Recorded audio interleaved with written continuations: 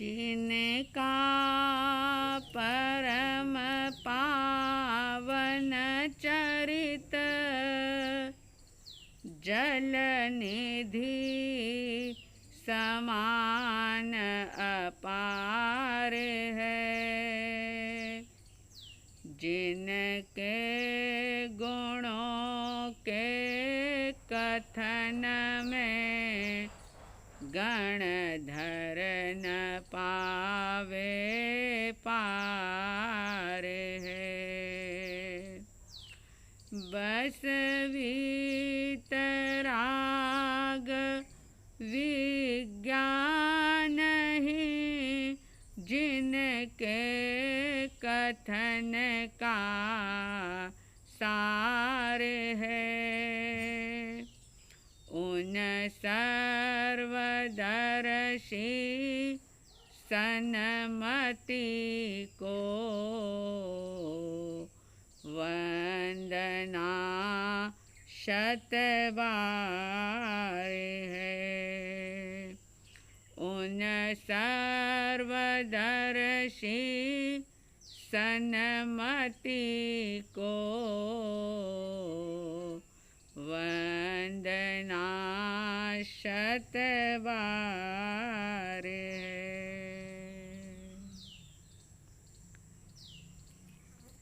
श्रद्धालु जिज्ञासु श्रोताओं, आज श्रावणवदी दूज का दिन और आज का दिन जिसके साथ ऋषि संप्रदाय के गौरव स्वरूप हमारे आराध्य देव आचार्य सम्राट पूज्य गुरुदेव श्री आनंद ऋषि जी महाराज के दादा गुरुदेव, आपको पता होगा आचार्य भगवंत के गुरु जी थे रत्न ऋषि जी महाराज, और रत्न ऋषि जी महाराज के गुरु पूज्य श्री तिलोक ऋषि जी महाराज। ये श्रावणवदी दूज का दिन पूज्य श्री तिलोक ऋषि जी महाराज के पुण्य स्मृति का दिवस। तिलोक ऋषि जी महाराज जिन्होंने विक्रम संवत 1904 में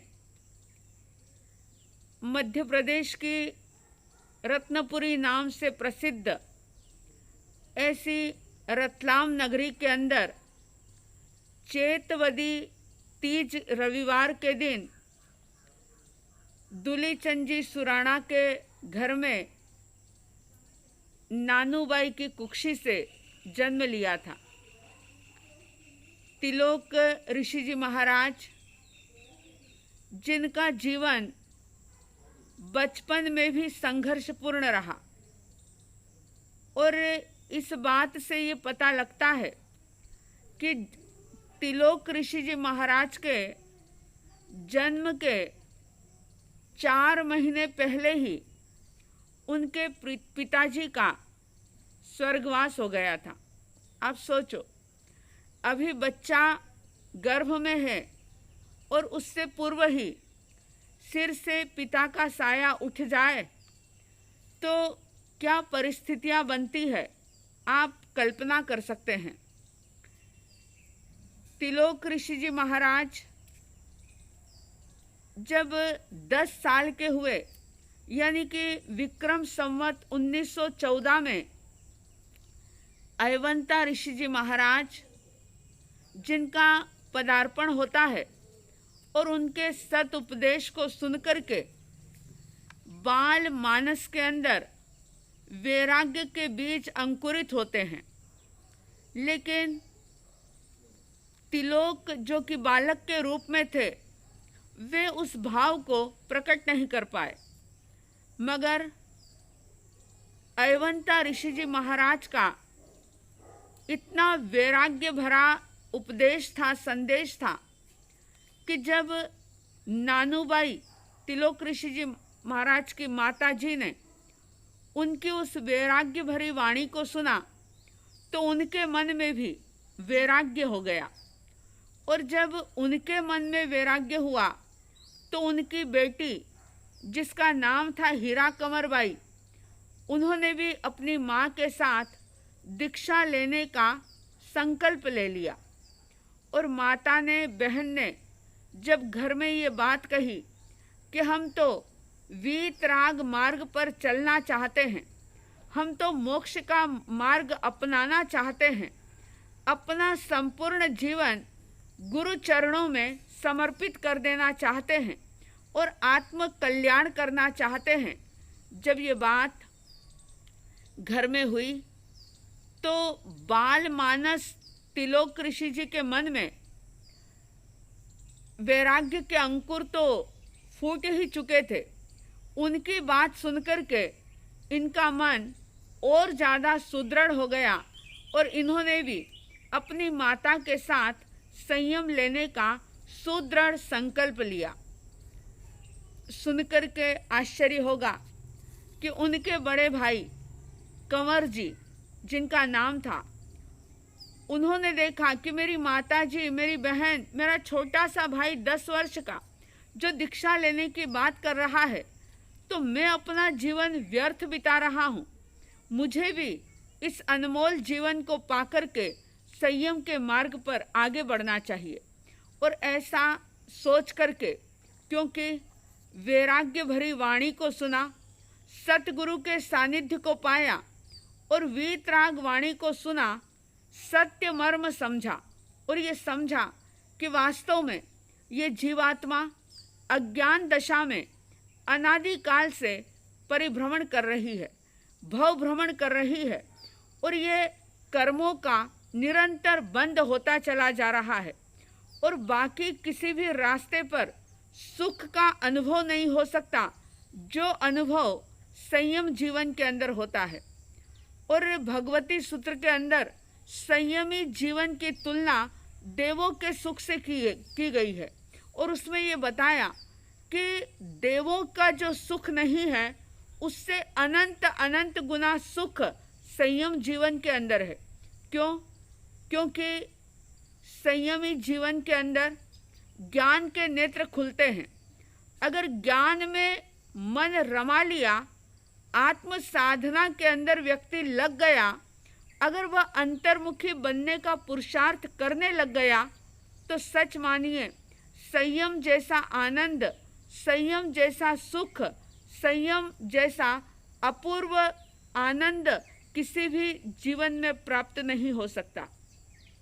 और इसीलिए कहते भी हैं, अन्य नहीं है शिव सुख दाता, अन्य नहीं है शिव सुख दाता, शिव सुख दाता संयम है। अन्य नहीं है शिव सुख दाता, शिव सुख दाता संयम है। जन्म मरण की महाव्याधि का रोग मिटाता संयम है। जन्म मरण की महाव्याधि का रोग मिटाता संयम है। सचमुच संयम प्राप्त होना परम सौभाग्य की बात होती है। बहुत बहुत जन्मों के जब पुण्य उदय में आते हैं, तब ये 5 महाव्रत मिलते हैं, तब ये संयम जीवन, संयम का वेश, साधु का वेश तब प्राप्त होता है। कैसा वो समय रहा होगा। माता दीक्षा लेने के लिए तैयार है। माता के वैराग्य को देख करके दोनों बेटे और बेटी भी संयम मार्ग पर अग्रसर होने की तैयारी कर रहे हैं। और इस प्रकार से चारों ही भव्य आत्माएं गुरु चरणों में समर्पित हो जाती है। परमात्मा की आज्ञा को ही उन्होंने धर्म माना और इस प्रकार से संयम अंगीकार करके आत्म साधना, ज्ञान आराधना के अंदर वो लग जाते हैं। सुन करके आपको आश्चर्य होगा कि तिलोक ऋषि जी महाराज, जिन्होंने 10 वर्ष की उम्र में दीक्षा ली और 18 वर्ष की उम्र तक ऐसा अपने आप को तपाया, ऐसा उन्होंने अपने आप को ज्ञान पाने के अंदर समर्पित कर दिया, अपने भीतर के ज्ञान को प्रकट करने के लिए ऐसा प्रबल पुरुषार्थ किया कि मात्र 18 वर्ष की आयु में उन्होंने आगमों का तल स्पर्शी अध्ययन किया और भाषा का ज्ञान भी बहुत अधिक प्रगति पा चुका था। थोड़ा ही समय बीता कि गुरु का छत्र जो था वह भी सिर से उठ गया, यानी कि अयवंता ऋषि जी महाराज भी अपनी इस नश्वर देह को त्याग करके स्वर्ग सिधार जाते हैं। और ऐसे में तिलोक ऋषि जी महाराज, जो कि अद्भुत प्रतिभा के धनी थे, उन्होंने पूरी जिम्मेदारी के साथ क्या मालवा, क्या मेवाड़, क्या मारवाड़, क्या महाराष्ट्र, सभी तरफ उन्होंने अद्भुत धर्म की जाहो जलाली की।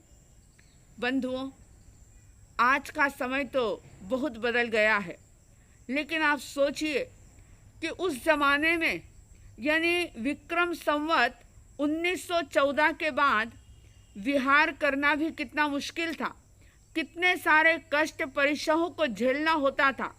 और सारे कष्टों को, परिसहों को समभावों के साथ झेलते हुए, क्योंकि जब समझ भीतर में पैदा हो जाती है तो फिर समभाव अपने आप आ जाता है।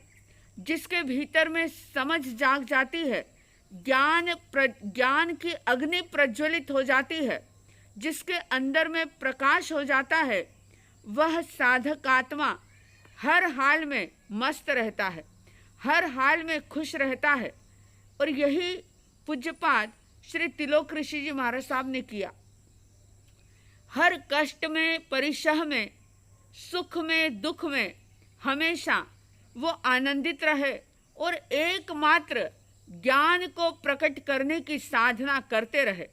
और ऐसी प्रतिभा उनकी खिलती है कि उन्होंने छोटे से जीवन के अंदर मात्र 36 वर्ष की उम्र में तो उनका ये नश्वर शरीर छूट जाता है, लेकिन उससे पूर्व ही उन्होंने अनेक प्रकार के काव्य की रचना की, अनेक प्रकार के ग्रंथ लिखे, अनेक प्रकार के स्तोत्र वगैरह कई प्रकार की उन्होंने रचनाएं की। और सबसे बड़ी बात, आप सबको याद होगा, बोलते होंगे, प्रतिक्रमण के अंदर जो 5 पद की वंदना होती है और उसमें जो एक एक पद की महिमा बताने वाले, यानी पंच परमेष्टि की महिमा बताने वाले जो सवैया हैं, उनके रचनाकार भी पूज्यपाद श्री तिलोक ऋषि जी महाराज साहब हैं। और आज भी लोग कहत तिलोक रिख कह करके उनके नाम का स्मरण करते हैं। तो इस प्रकार से पूज्यपाद श्री तिलोक ऋषि जी महाराज, जिन्होंने कष्टपूर्ण जीवन जिया, लेकिन ज्ञान की अग्नि ऐसी प्रज्वलित की कि उन्होंने श्रमण संघ का गौरव बढ़ाया। साध्वी समुदाय की वृद्धि में भी उनकी बहुत बड़ी भूमिका रही। कईयों को उन्होंने दीक्षा दी। उनके अद्भुत उपदेश को, वैराग्यपूर्ण प्रवचन को सुनकर के कई लोग त्याग के मार्ग पर आगे बढ़ गए। ऐसे पूज्यपाद दादा गुरुदेव कविकुल भूषण श्री तिलोक ऋषि जी महाराज का आज पुण्य स्मृति दिवस है। आज हम उनका स्मरण करते हुए कुछ पंक्तियां इस प्रकार से कहेंगे। आओ आज करें गुणगान, जय जय तिलोक ऋषि जी महान। आओ आज करें गुणगान, जय जय तिलोक ऋषि जी महान। वे थे शुद्ध संयम व्रत धारी, वे थे जन जन के उपकारी। वे थे शुद्ध संयम व्रत धारी, वे थे जन जन के उपकारी। वे थे सर्व गुणों की खान। जय जय तिलोक ऋषि जी महान। आओ आज करें गुणगान।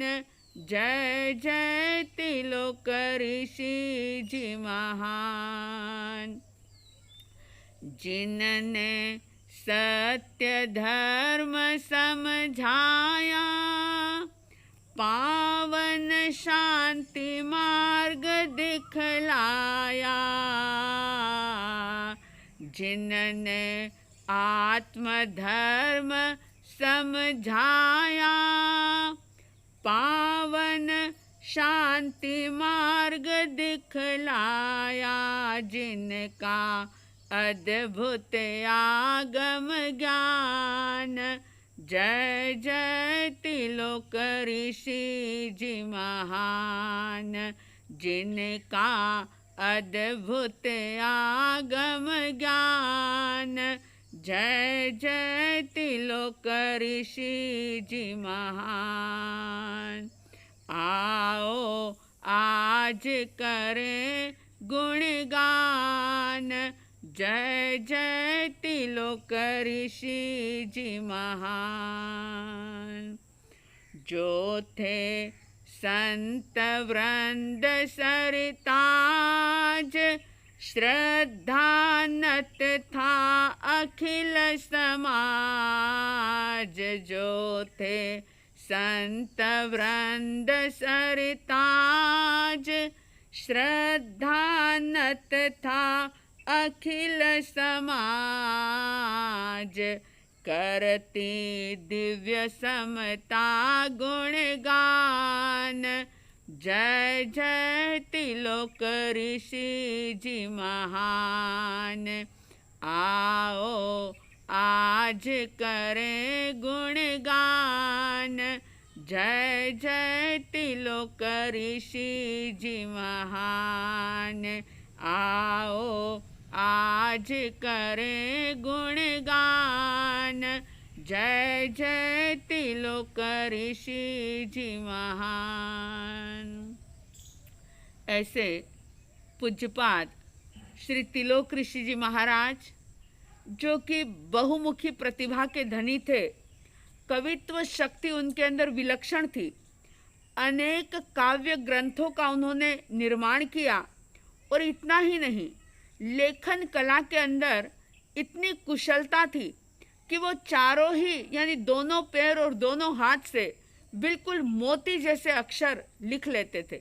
ऐसी उनके अंदर अद्भुत प्रतिभा थी। उन्होंने बड़ी ही कुशलता के साथ एक छोटे से पन्ने पर 10वें कालिक सूत्र के 10 अध्ययन लिख दिए। मात्र 1.5 इंच जगह में पूरी अनुपूर्वी अंकित कर देना सचमुच उनकी प्रतिभा को दर्शाता है, उनकी विशिष्ट प्रतिभा को प्रदर्शित करता है। 18 आगम उन्होंने अपने छोटे से जीवन के अंदर कंठस्थ किए थे। 18 आगम कंठस्थ करना कोई आसान बात नहीं है। धर्म प्रचार की भी जिम्मेदारी, शिष्य समुदाय की को संभालने की भी जिम्मेदारी, संघ समुदाय को संभालने की भी जिम्मेदारी, और उसके साथ 18 आगम कंठस्थ करना और छोटे से जीवन में 70,000 काव्य की श्लोक की रचना कर देना। आप सोचो कैसी अद्भुत प्रतिभा उनके अंदर रही होगी। सौभाग्य है हमारा कि हम उसी परंपरा को बिलोंग करते हैं, हमारा उसी ऋषि संप्रदाय से वास्ता है जिस गुरु की इस प्रकार की परंपराएं चल रही है, और ऐसे हमारे दादा गुरुदेव जिनके कि आज पुण्य स्मृति दिवस, जब अहमदनगर में आज ही के दिन उन्होंने पूर्ण समाधि भाव में संथारे के साथ जब इस नश्वर शरीर को छोड़ा था, तो उस समय के संत, बड़े बड़े संतों ने ये बात कही थी कि आज जैन समाज का सूर्य अस्त हो गया, यानी ज्ञान का सूर्य अस्त हो गया, चारों तरफ अंधकार छा गया। मात्र 36 वर्ष की उम्र में उन्होंने इस देह को छोड़ दिया, लेकिन इतनी छोटी उम्र में भी वो ऐसा कार्य कर गए कि जो सदियों तक लोग उसे भूल नहीं पाएंगे।